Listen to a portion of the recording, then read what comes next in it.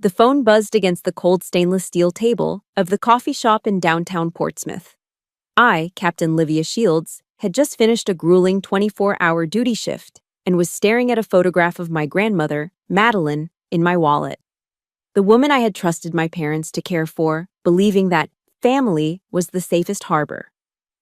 My mother, Cora, had texted just an hour ago. "Grandma is sleeping, honey. We are having a lovely dinner," accompanied by a photo of a glass of expensive red wine. But now an unknown number flashed on the screen. On the other end was the panicked voice of a man. "Are you the relative of the elderly lady in the beige sweater?" I found her shivering, alone on a stone bench at the abandoned park off Highway 17. She said her son left her here. My heart felt as if it had been pierced by a tactical blade. Had my parents discarded their own mother on this freezing winter night just to free their hands for a party? The aroma of roasted Arabica usually brought me peace, but now it tasted like ash in my mouth. I sat there, 28 years old and a veteran of high-stakes military logistics. Yet nothing in my training had prepared me for a breach of honor this profound. Outside, the Virginia winter was biting, a damp, salty cold that seeped into the marrow of your bones. I looked down at the technical manuals spread across my table, symbols of a life built on order. Just 2 weeks ago, I had wired 70% of my monthly paycheck home. I thought that money was for the high-quality supplements Madeline needed, for the rising heating bills, and for the simple comforts she deserved after 76 years of selfless sacrifice. I believed my father, Douglas, and my mother, Cora, despite their vanity, still held onto the core tenets of American decency. I was wrong. The peace I felt was merely the glass-flat surface of a lake seconds before a torpedo rips through the hull. "Highway 17, I whispered into the phone, my voice sounding like heavy gravel under a boot. The man on the line, his breath hitching in the cold air, confirmed the location. It was a desolate stretch, miles from any residential area, known only for rusted warehouses and long shadows. "She's freezing, Captain. I'm a veteran myself. I recognize the look in her eyes. It's the look of someone left behind in the trenches."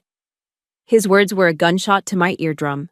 The bustling noise of the Portsmouth Cafe, the clinking of ceramic mugs, the laughter of college students, the hiss of the espresso machine. All of it faded into a deafening, ringing silence. My grandmother, the woman who raised me on the scent of fresh apple pies and the unwavering laws of honor, was currently being treated like a bag of refuse. My vision narrowed into a tunnel of cold fury. I hit the end call button and immediately dialed Douglas. The line rang 3 times before his smooth, practiced baritone picked up. "Livia, why are you calling so late, sweetheart? I'm right in the middle of a fitting for my new tuxedo. We have that gala at the yacht club tomorrow night, you know." The background noise on his end was a sickening symphony of clinking crystal and soft jazz. He sounded triumphant, boastful, as if he were the king of his own hollow empire. "Where is Madeline, Dad?" I asked. I didn't use his name. I didn't use a greeting. I used the voice I reserved for insubordinate subordinates. There was a microsecond of hesitation, a glitch in his polished armor. Then, the lie slid out of his mouth with the grease of a used car salesman. "She's sleeping, Livia. Honestly, the sedatives the doctor prescribed have made her a bit difficult lately. Cora said it was best to just let her rest and not disturb her." Why the sudden interrogation? The air in the cafe felt thin. I could almost smell his expensive cologne through the receiver, a sharp contrast to the frozen, salty air I knew my grandmother was breathing at that very moment. He was standing in a room full of designer labels and high society aspirations, while his own mother was huddled on a rusted bench. It wasn't just a lie, it was a desecration. I thought of the Bible verse Madeline used to read to me. "Anyone who does not provide for their own relatives, and especially for their own household, has denied the faith." Douglas hadn't just denied his faith, he had auctioned his soul for a seat at a VIP table. "Don't disturb her," I repeated, my voice a flat, dangerous line. "I understand perfectly." I didn't scream.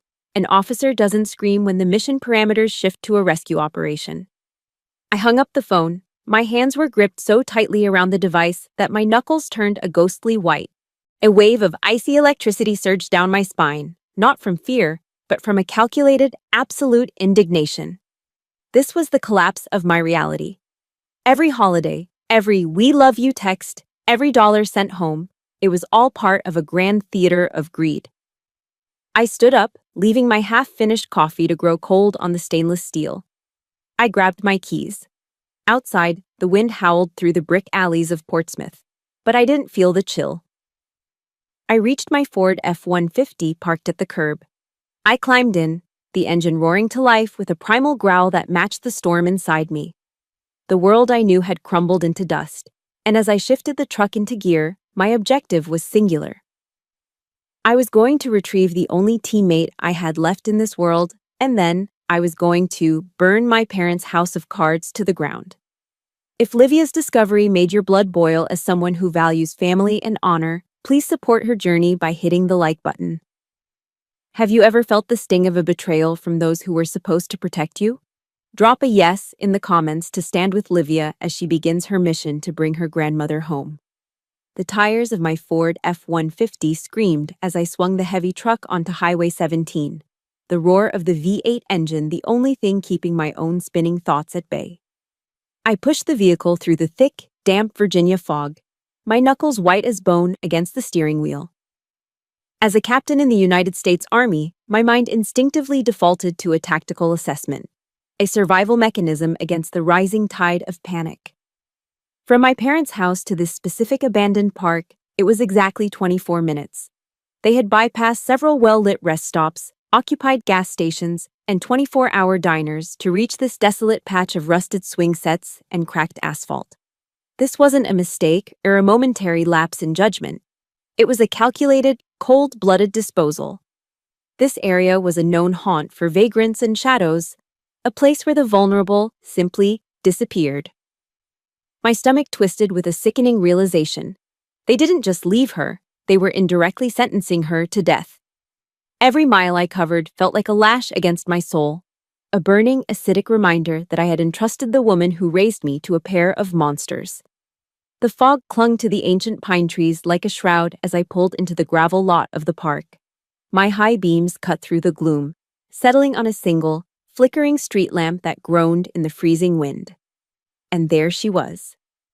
My heart stopped. Madeline was a small, shivering silhouette hunched over on a rusted iron bench. Beside her stood a man, a shadow in an old field jacket who moved with the unmistakable, disciplined posture of a veteran. He was shielding her from the biting wind with his own body, a silent sentinel in the dark. As I killed the engine and vaulted out of the truck, the silence of the night was shattered by the sharp sound of my boots hitting the pavement. I flicked on my tactical flashlight, the beam sweeping across the dead grass until it landed on her face. What I saw was a total collapse of a human spirit. Madeline Chamberlain, the woman who had stood tall through every storm of my childhood, was now a broken shell. Her beige sweater was soaked through with the freezing mist, and her eyes, once bright with wisdom, were clouded and glazed. Her tears had practically frozen against her wrinkled cheeks. Beside her sat a single canvas bag, stuffed haphazardly with old journals and a few trinkets. Her entire life, discarded in a single trip like a load of refuse for the landfill. "Livia," she whispered, her voice a fragile thread that barely carried through the howling wind. I knelt before her, my knees hitting the cold, damp earth without regard for my uniform. I ignored the man standing guard for a moment, my focus entirely on the woman whose hands were shaking so violently she couldn't even clutch the straps of her own bag. "I'm here, Grandma. I'm right here," I said, struggling to keep the military steel in my voice from cracking into 1,000 pieces. She leaned in, her breath smelling of the faint, medicinal scent of the oil she used for her aching joints. They said I was a parasite, Livia," she rasped, the words tumbling out in a broken, agonizing sob. "Cora told me that your soldier's salary wasn't enough to pay for the burden of having me in the house. She said she couldn't stand the smell of an old woman's medicated oil in her designer hallways anymore. She said I was rotting the air of her perfect life." The words hit me like a physical blow to the chest. A parasite. A burden. My mother had taken the 70% of my paycheck I sent home every month and used it to fuel her shallow social climbing, all while treating my grandmother's very existence as a debt that had to be repaid in daily humiliation. They had stripped her of her dignity, weaponized my sacrifice against her, and then tossed her out into the dark because she no longer had any utilitarian value to their brand. The betrayal was absolute. It wasn't just about the money. It was about the cold-blooded dehumanization of the person who had given them everything. I stood up slowly, the fury inside me transitioning from a wild, uncontrolled fire to a focused, freezing laser. I reached into the back seat of my truck and pulled out my dress blues, the heavy dark blue wool of my formal uniform. It was a garment of highest honor, a symbol of the oath I took to protect. Without a word, I draped the jacket over her shivering shoulders. The gold buttons and the sharp military stripes stood in stark, defiant contrast to her tattered beige sweater and the rusted iron bench. "Don't say another word, Grandma," I said, my voice as cold and heavy as the steel of my sidearm. "Their mission is over. They have deserted their post. My mission begins now." I didn't let her walk another step in that godforsaken place. I reached down and lifted her into my arms, feeling the terrifying skeletal lightness of her frame. She felt like a bird with broken wings, fragile and hollow. As I settled her into the warm, heated cab of the Ford, I looked at the stranger, the veteran who had watched over her. He gave me a sharp, silent nod, a recognition of duty and shared code. I climbed into the driver's seat and locked the doors, the clicking sound echoing like the chambering of a round in a quiet room. I looked at the dark road leading back toward Portsmouth. My parents thought they were free of their burden. They thought they could go back to their yacht club parties and their hollow prestige without consequence. They were wrong. I wasn't taking her back to that house of lies. That home was dead. The war had just moved to a new front, and I was bringing the full weight of my honor to their doorstep.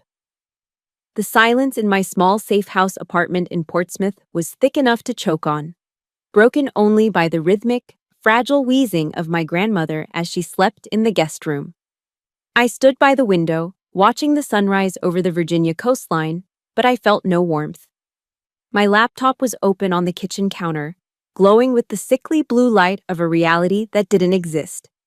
On the screen, my mother's Facebook profile was a masterpiece of manufactured bliss.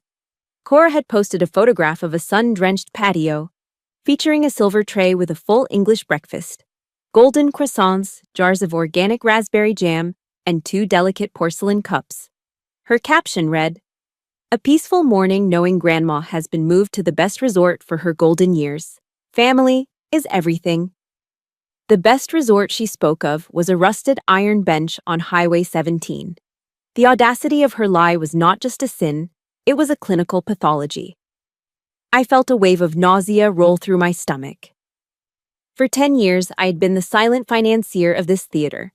Every deployment, every extra shift, and 70% of my officer's salary had gone into maintaining this fortress of lies. I had believed I was protecting my family's dignity, only to find out I was paying for the shovels they used to bury my grandmother's soul. I took a deep breath, the cold air from the window sharpening my focus. It was time to initiate a signals intelligence operation. I pulled out my phone, set it to speaker, and hit the record button. I needed their lies documented in high fidelity. The line rang twice before my father, Douglas, picked up. His voice was smooth, draped in the arrogant comfort of a man who believed his social status made him untouchable. "Livia, darling, you're up early. Did you sleep well?" "I'm fine, Dad," I replied, my voice a flat, calculated mask of calm. "I was just thinking about Grandma. I wanted to send some extra funds for her checkup. I want to make sure she's getting the best care." I heard him chuckle, a sound of condescending affection that made my skin crawl. "Livia, you are truly thoughtful to a fault." "But there's no need, sweetheart. I've already taken care of everything. Madeline is currently at a high-end private clinic in the suburbs. Very exclusive, very quiet. In fact, they have a strict no-phone policy for the patients to ensure absolute tranquility. She's probably having a massage right now." He lied with the professional ease of a man who had forgotten what the truth sounded like.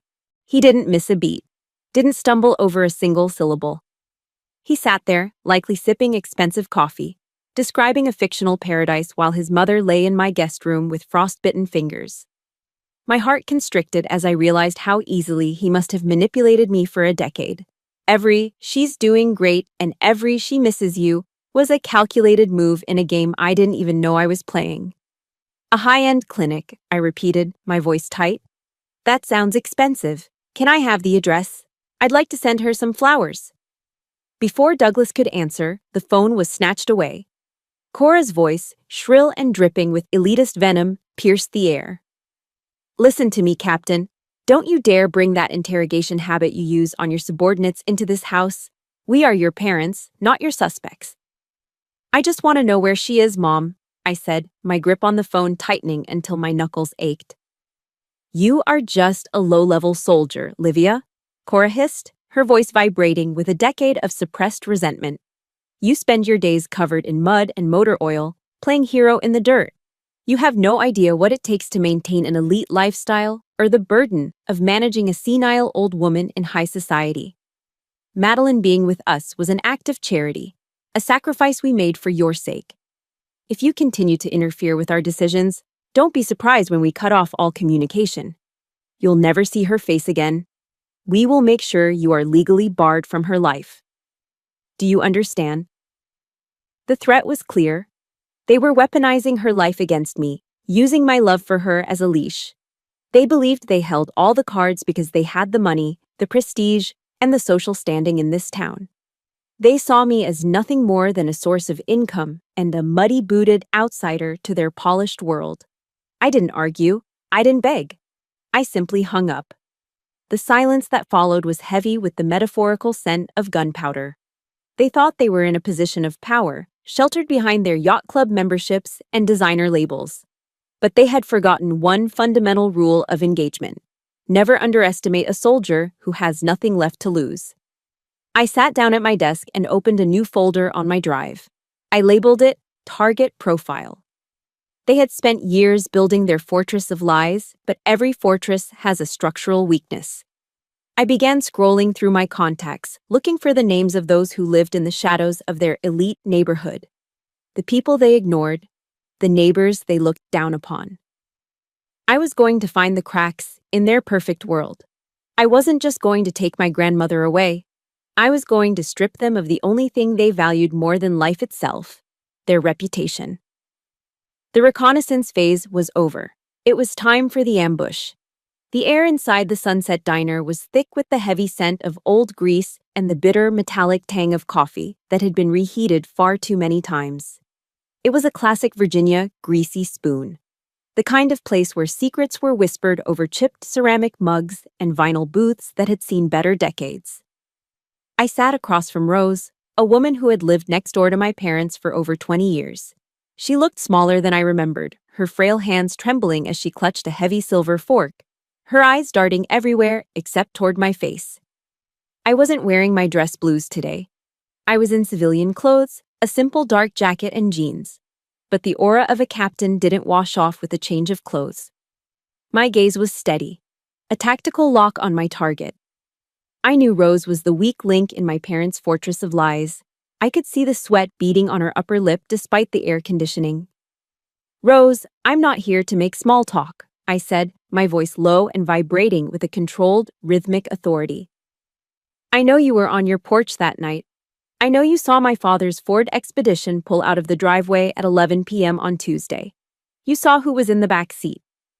The silence that followed was heavy, punctuated only by the distant sizzle of the grill and the muffled chatter of truckers in the back corner. Rose stared down at her half-eaten plate of hash browns. Livia, please, she whispered, her voice cracking like dry parchment. Douglas, your father. He told us all at the last neighborhood watch meeting that anyone who meddled in the Shield's private family business would be facing a massive defamation lawsuit. He's got friends on the council, Livia. He's got lawyers on speed dial. I'm a widow on a fixed income. I can't afford to be a liability to my own estate. It was a classic Douglas Shields move, using litigation as a weapon to build an empire of fear in a suburban cul-de-sac. He and Cora had effectively gagged the entire neighborhood. "And what did Cora tell you?"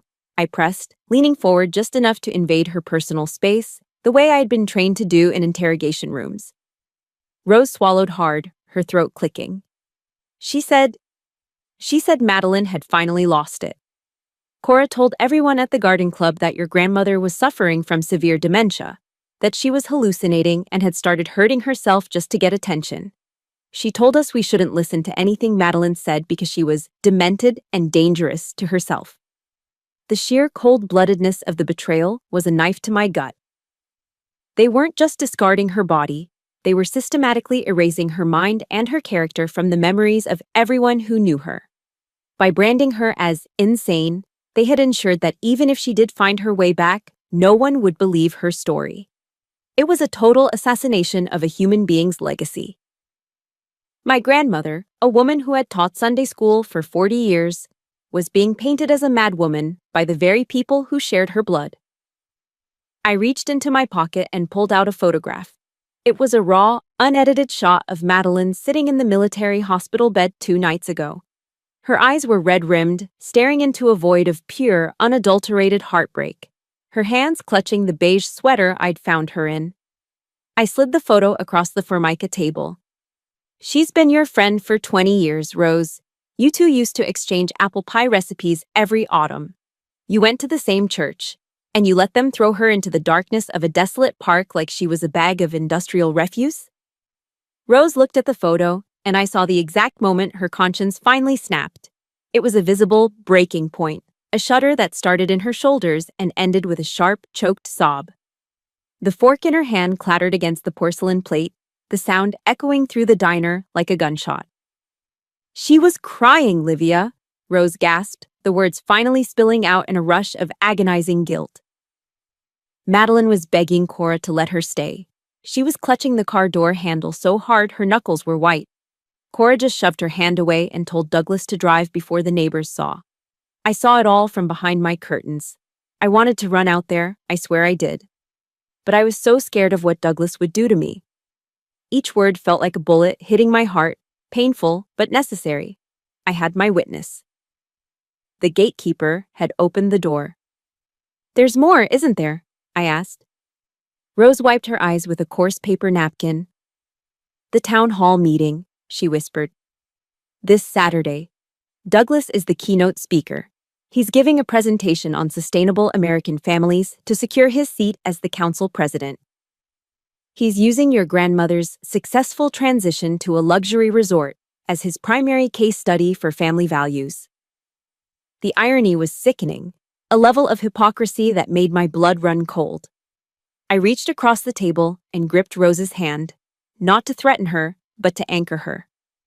"You don't have to do anything right now, Rose, but when I call your name in that meeting, I need you to stand up and tell the truth. For Madeline. For the 20 years of friendship Douglas tried to buy with a threat." I stood up, leaving a $20 bill on the table for the coffee we barely touched. The ambush now had a time and a place. Saturday, the town hall. Douglas and Cora were about to find out that a soldier's honor is a lot harder to silence than a neighborhood's fear. The silence of my parents' suburban home was deafening, a hollow void masked by the cloying, expensive scent of vanilla and sandalwood candles. I stood in the darkened hallway, my shadow stretching across the polished hardwood floors. I had used the spare key hidden beneath the heavy ceramic planter on the porch, a secret I had kept since I was 17.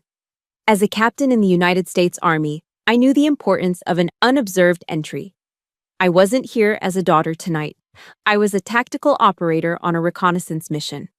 The walls were lined with large framed family portraits, Cora and Douglas smiling in their Sunday best, the perfect image of a successful American family. Looking at them now, those smiles felt like the painted masks of predators. I walked past the mahogany console table, my boots making no sound on the Persian rug, heading straight for the room that held the digital heart of their deception, Douglas's home office. The office smelled of leather and expensive cigars. I sat in his high-back executive chair, the cooling fan of his workstation the only sound in the room. With the proficiency of an officer trained in signal intelligence, I bypassed the simple password, his own birth date, and began the deep dive into his personal correspondence. I didn't find gold or jewels. I found something far more valuable and infinitely more disgusting. I located a series of encrypted email threads with a boutique law firm in downtown Portsmouth. The subject lines were clinical and cold: financial incapacity assessment and asset liquidation strategy.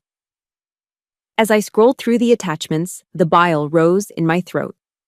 Douglas and Cora had spent months meticulously documenting incidents of Madeline's supposed mental decline. They were building a legal cage to prove she had lost her capacity to manage her own affairs. Their goal was to seize control of her Social Security, her modest savings, and her veteran's widow pension. It was systematic, legalized theft. I saw my own name mentioned in a memorandum. Livia's contributions are to be diverted to the House Maintenance Fund immediately upon the filing of the incapacity papers. For 10 years, I had poured my heart and 70% of my officer's salary into this house, thinking I was securing a future for my grandmother.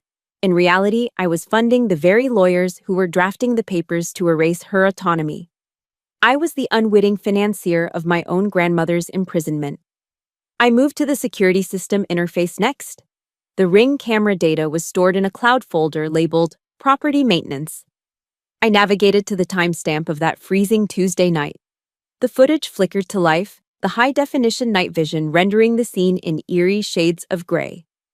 I saw the front door swing open.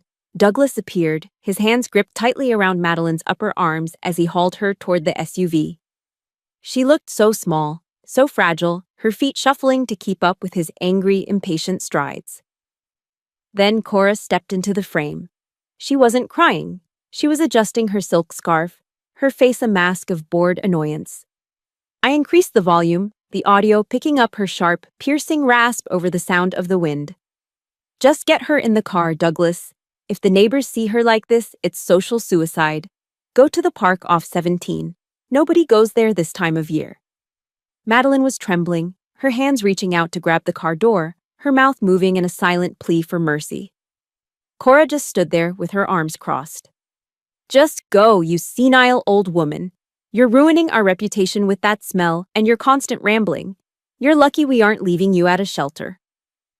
Seeing my grandmother clutch that car door like it was her last hope for survival made my breath catch in my chest. My heart felt as if it were vibrating, ready to explode against my ribs, with a pressure I had never felt even in the heat of combat. The final piece of the puzzle lay in a hidden directory labeled Project Haven. It wasn't a clinic or a resort. It was a real estate development plan. My grandmother owned a significant tract of coastal land on the outskirts of the city, land that had been in the Chamberlain family for generations. Douglas and Cora had discovered that the city had quietly rezoned the area for a multi-million-dollar luxury resort.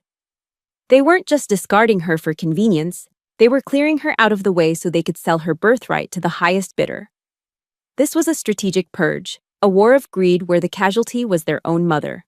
I leaned back, my eyes burning. I felt a strange, cold emptiness. My parents were no longer human beings to me. They were monsters draped in designer labels. I stood up to leave, but my hand brushed against a small, dusty wooden door in the corner of the office, the old linen closet. Inside, pushed back into the shadows and covered in a fine layer of dust, was a garment bag. I unzipped it and found my grandfather Harold's old army uniform. The brass buttons were tarnished, but the patches, the same ones I wore, still held their shape. I touched the rough wool, remembering his voice telling me to always protect those who couldn't protect themselves. It was a sentinel from the past, a silent reminder of the oath I had taken. I took out my encrypted USB drive and copied every email, every video, and every legal document. I erased my digital footprint with practiced ease and stepped back into the hallway.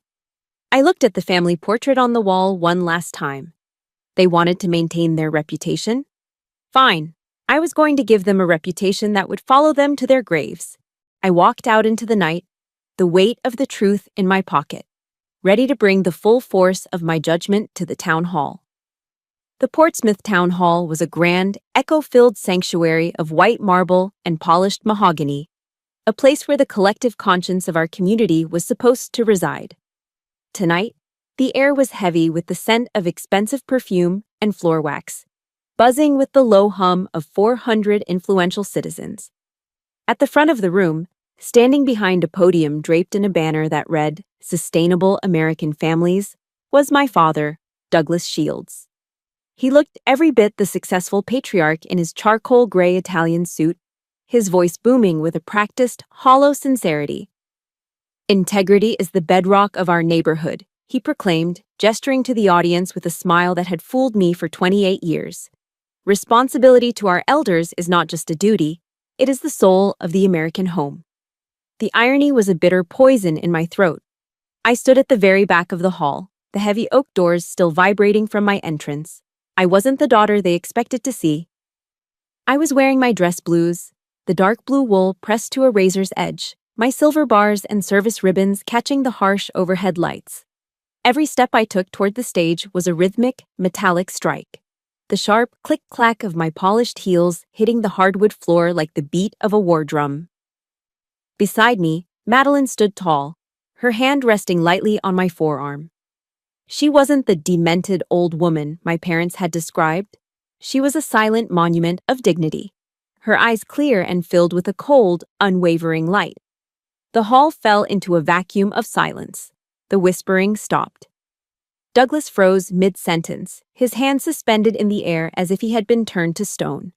His face went through a terrifying transformation, from arrogant confidence to a pale, sickly mask of pure dread. Cora, sitting in the front row, let out a soft, audible gasp, her fingers digging into her designer leather clutch. I didn't wait for an invitation. I marched up the center aisle, the eyes of Portsmouth burning into my back. I reached the stage, stepped up to the AV technician's desk, and thrust my encrypted USB drive into the system. "Ladies and gentlemen," I said, my voice projecting with the flat, dangerous clarity of a field commander. "I am Captain Livia Shields. I am not here to talk about abstract integrity. I am here to show you the reality behind the designer suits and the yacht club memberships." I hit the play button. The giant projector screens behind Douglas flickered to life. The first thing that hit the room was the sound, the sharp, piercing rasp of Cora's voice. "Just get her in the car, Douglas. If the neighbors see her like this, it's social suicide. Go to the park off 17. The audio from the Ring camera echoed through the vaulted ceiling, every word a hammer blow to my father's reputation. Then, the video played. The 400 people in the room watched in stunned horror as Douglas roughly hauled my grandmother toward the SUV. They saw her small, frail hands clutching the door handle in a desperate plea for mercy. They saw Cora standing with her arms crossed, her face a mask of cold, elitist indifference. "Go to the park," my father's recorded voice echoed through the hall, sounding like a death sentence. "Stay there until you clear your head, you old burden." The reaction was instantaneous. A collective gasp rippled through the audience, followed by a low, dark growl of indignation. These were people who had known Madeline for decades, people who had bought her apple pies and sat next to her in church. They were seeing her soul being systematically dismantled by the very people who claimed to be her protectors. Cora snapped. She bolted from her seat, her face distorted with a wild, animalistic fury. She stormed onto the stage, her high-pitched scream echoing through the speakers. "You are a demon, Livia! You are a traitor to your own blood. You are destroying your parents for the sake of a senile, useless old woman who has been a parasite on our lives." I didn't flinch. I looked directly into her bloodshot eyes, my voice as cold as a Virginia winter. "She is not a parasite, Cora. She is the mother who gave life to the man you married. She is the woman who raised me while you were busy chasing status at parties. You didn't just abandon her, you tried to erase her." Douglas stood behind the podium, his empire of lies crumbling into ash before his eyes. The Sustainable American Families banner seemed to mock him as he shrank under the gaze of his peers. Then, a voice rose from the third row. It was Rose. She stood up, her hand shaking, but her voice strong. "It's true," she cried out. "I saw them. I saw it all from my window, and I was too afraid to speak. Douglas threatened to sue me into the streets. They are monsters. One by one, more neighbors stood up. The room erupted into a symphony of condemnation. "Shame!" a man shouted from the balcony. "Shame on you, Douglas!" The word began to chant, growing louder and more rhythmic until the walls seemed to shake with the force of it. Shame! Shame! Shame! My parents looked smaller than I had ever seen them. Two terrified, hollow people caught in the glare of a truth they could no longer outrun. The mission was complete. The ambush was a total success.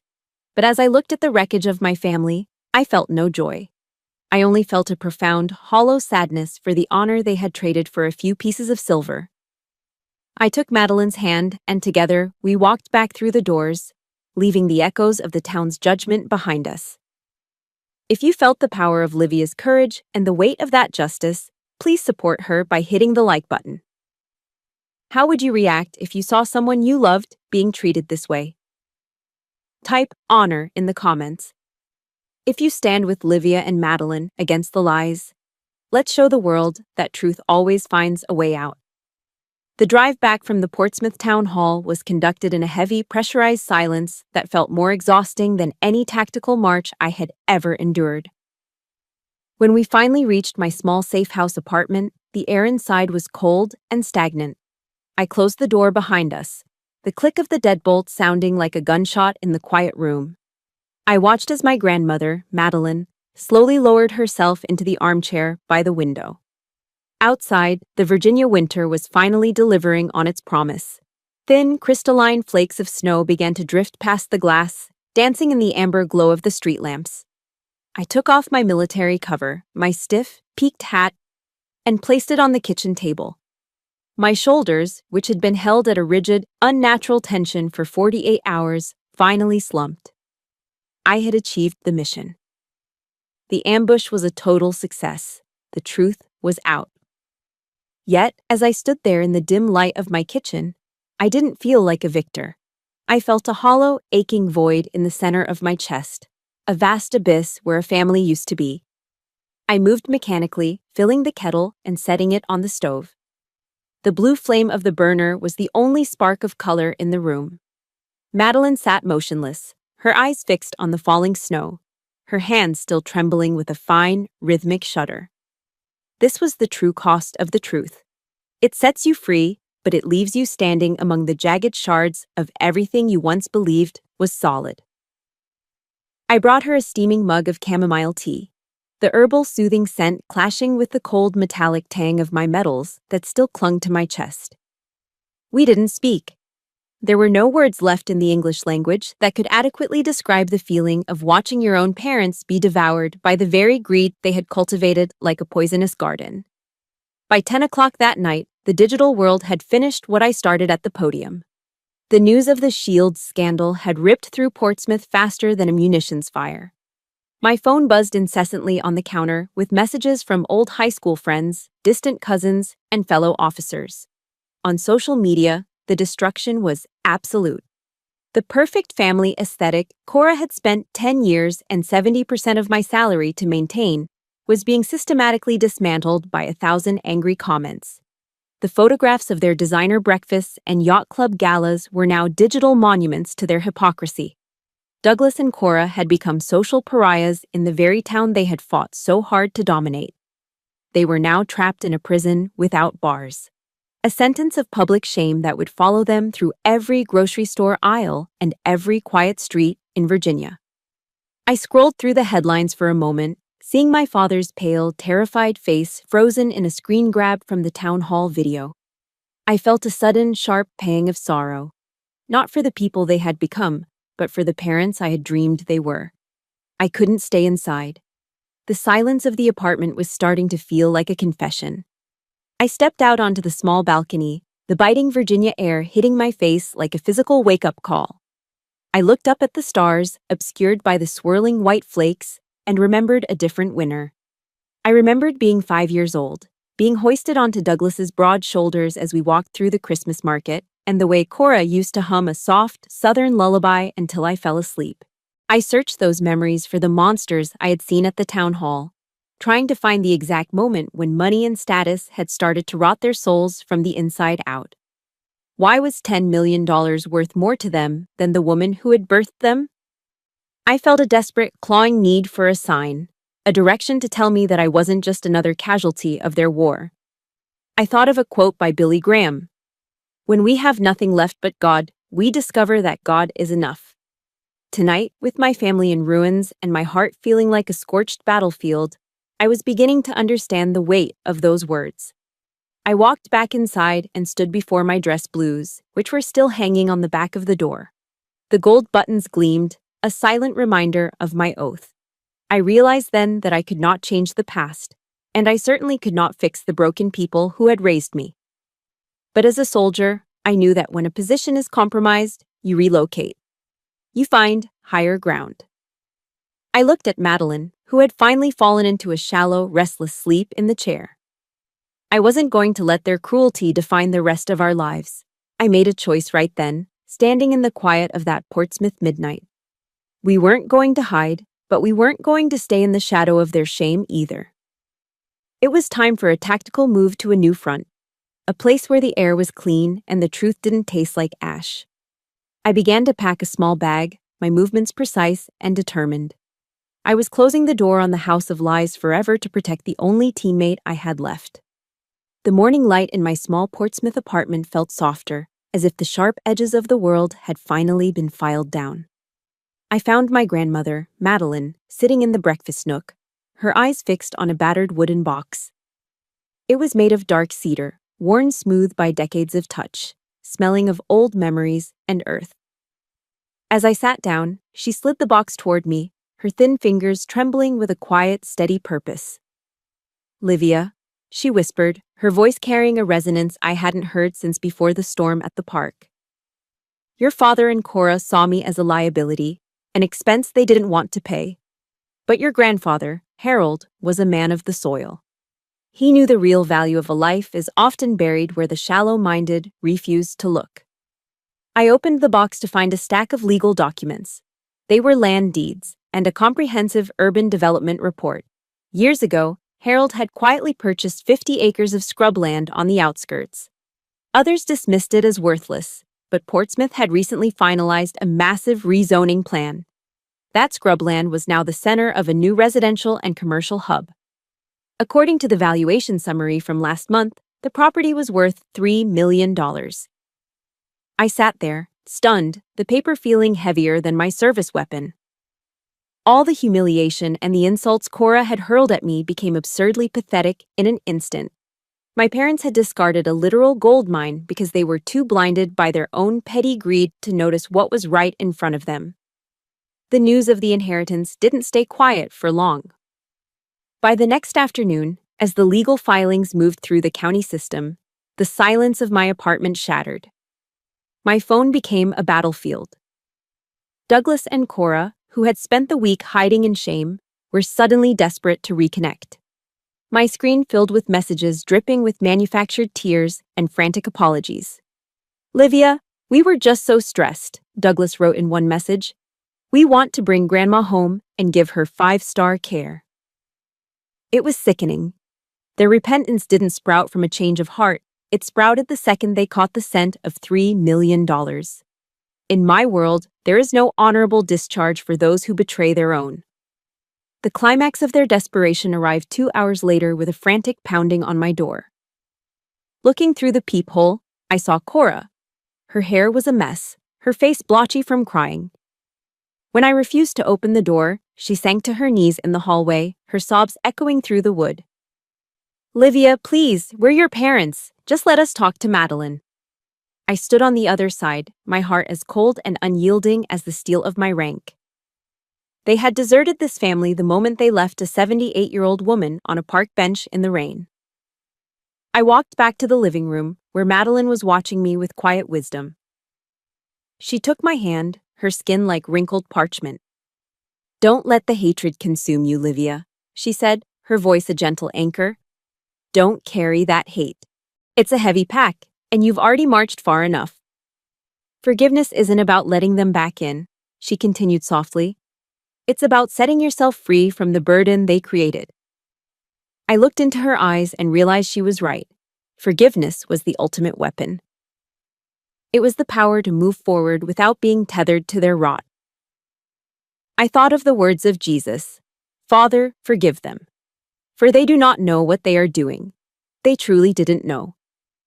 They had traded their souls for a lifestyle, and in the end, they lost both. The finality came in a glass-walled lawyer's office downtown. Madeline sat across from an attorney, her back straight and her dignity reclaimed. She signed the trust documents, officially transferring every acre into my name. "My son and his wife lost their right to this legacy long ago," she said, her voice echoing with the authority of a queen. "This property belongs to the one who knows the meaning of honor." Douglas stood in the lobby, watching us through the glass partition. His face was a mask of distorted regret, not for the mother he almost killed, but for the fortune he would never touch. They were left with nothing. No reputation, no family, and no millions. Their punishment was the life they had built, a hollow, impoverished existence in a town that would never forget their names for all the wrong reasons.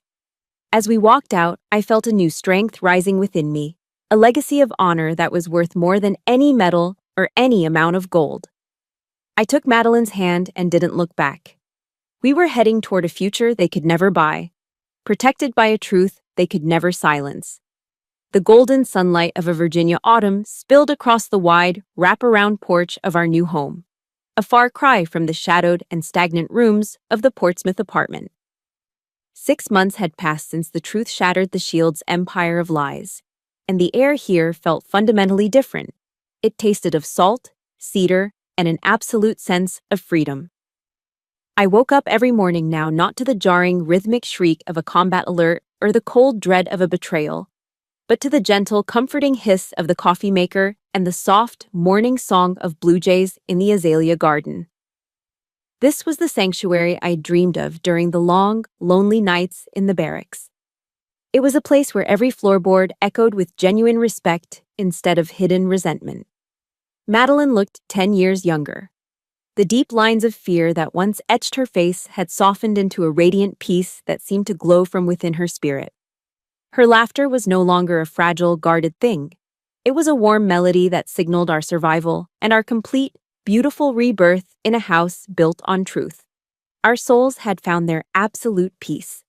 With the capital from the strategic sale of one small portion of the coastal land, I had officially launched Shields and Chamberlain, a private security and military consulting firm.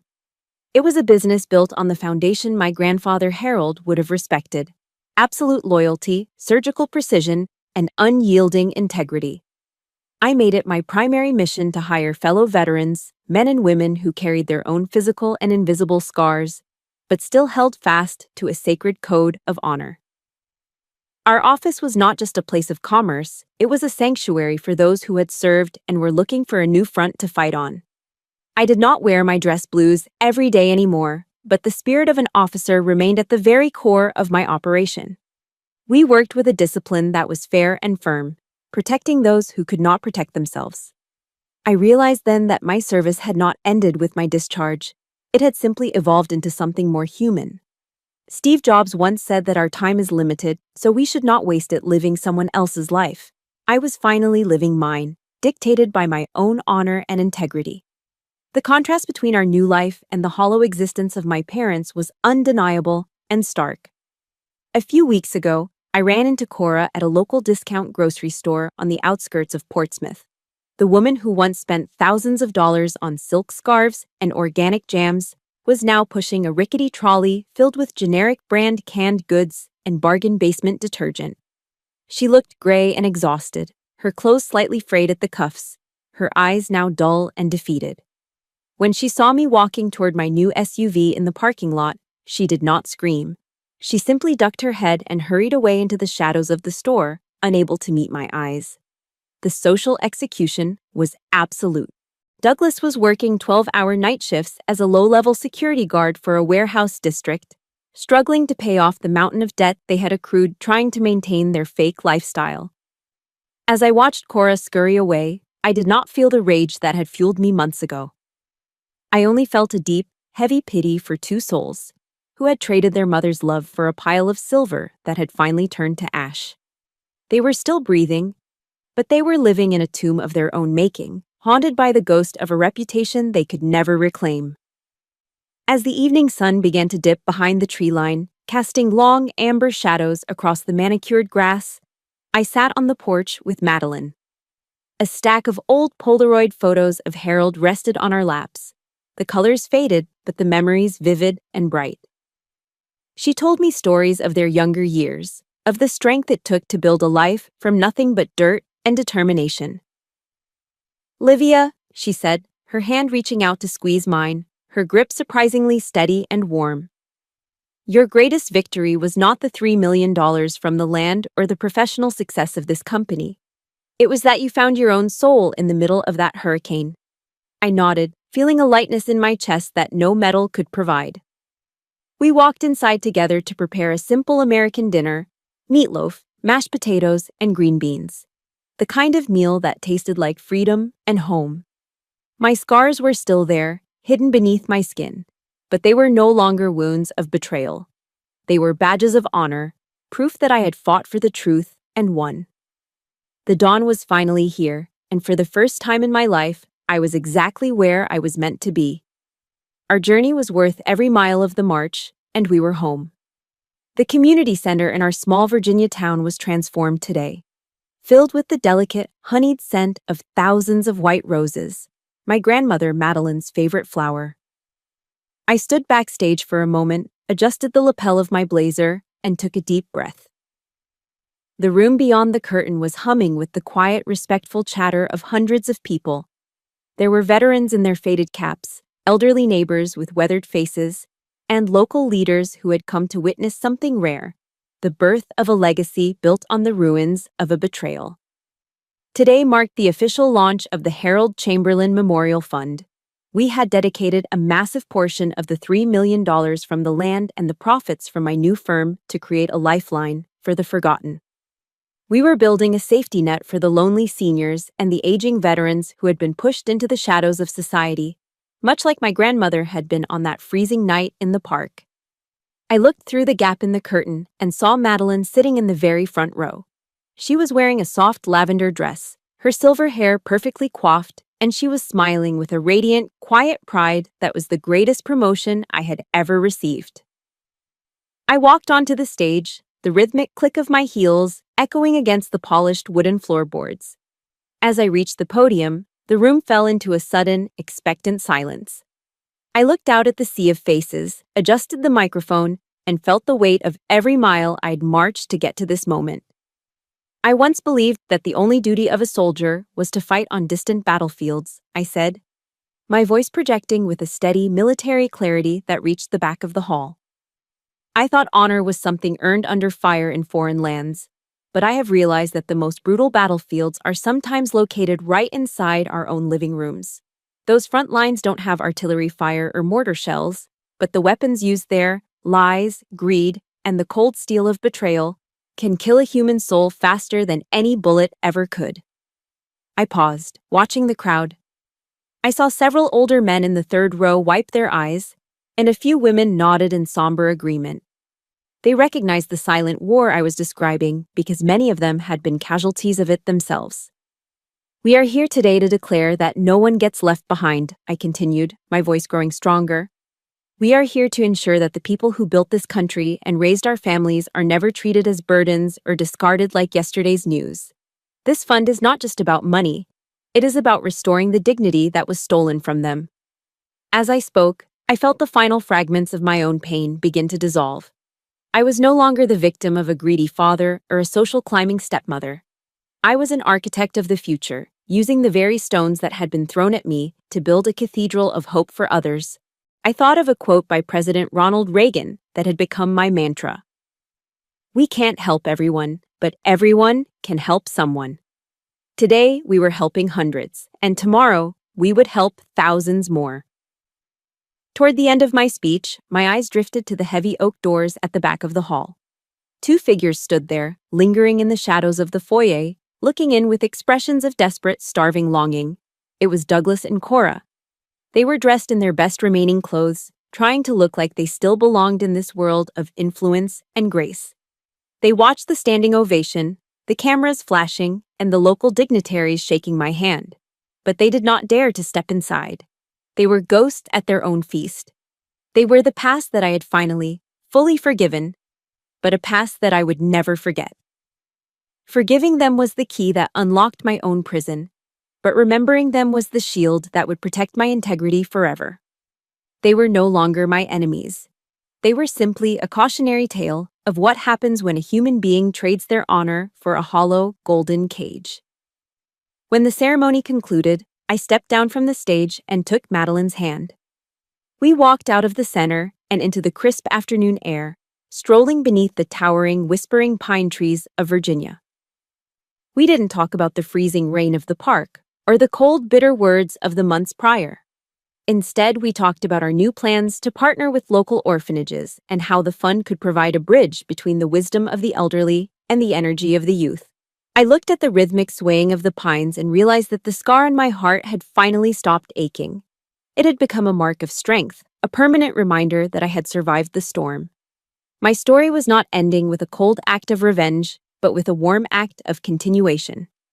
I looked at my grandmother, saw the peace in her eyes, and knew that my mission was officially complete. We had held the line. We had guarded the truth. And most importantly, we had left no one behind. Reflecting on this long march, I have realized that true honor is not a medal you wear on your chest, but the standard you live by when no one is watching. My parents traded their souls for the hollow illusion of social status, while I found my true purpose in the wreckage they left behind. The greatest lesson I can share is this: never sacrifice your integrity for convenience, and never let greed blind you to the priceless value of a human heart. Our elders are not burdens to be managed. They are our living history and the keepers of our dignity. When we protect them, we aren't just doing our duty, we are preserving the very best parts of our humanity. Choose to be a shield for the vulnerable, for that is the only legacy that time can never tarnish. Thank you for standing by me and Madeline through every dark night and every battle for the truth. Your presence has been the reinforcement we needed to keep marching forward. If my journey moved you, or if you believe in the sacred code of leaving no one behind, please support our mission by hitting the like button and subscribing to this channel. Your engagement helps us bring more stories of justice and honor to light. I truly want to hear from you in the comments. What does the word honor mean to you in your own life? Type loyalty in the comments below if you promise to always stand by those who raised you with love. Together, we can ensure that truth and integrity always find their way home.